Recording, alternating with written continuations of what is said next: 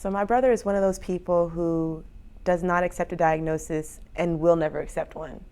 And it can be disheartening, but it's okay because that does not mean that we can't, as a family, help him.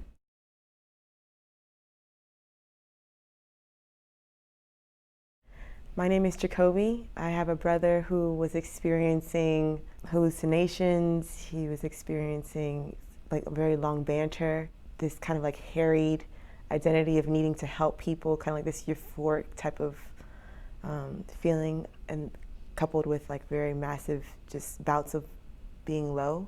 You just knew that he didn't seem himself for quite some time, and it was starting to put him at danger.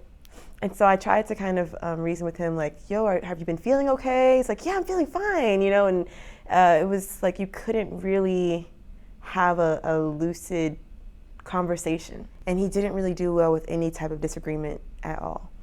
So my mom found out about NAMI from a friend who was thinking maybe my brother was showing symptoms of something that was mental health related. For us, the pivotal class was the problem solving, because we saw problems totally different, you know, like my mom, the way she addressed it and the way I addressed it. From that problem solving point of view, we were able to really combine forces, even though we had differences in opinions of how he should be handled at the time.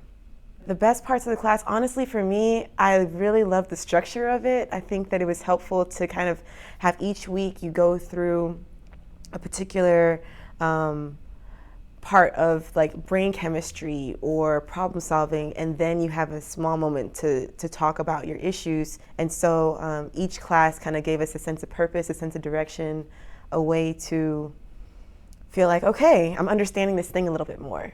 My brother's involvement with NAMI had never really been straight on because he never accepted that he had any kind of issue or diagnosis. And that's actually kind of quite common as well.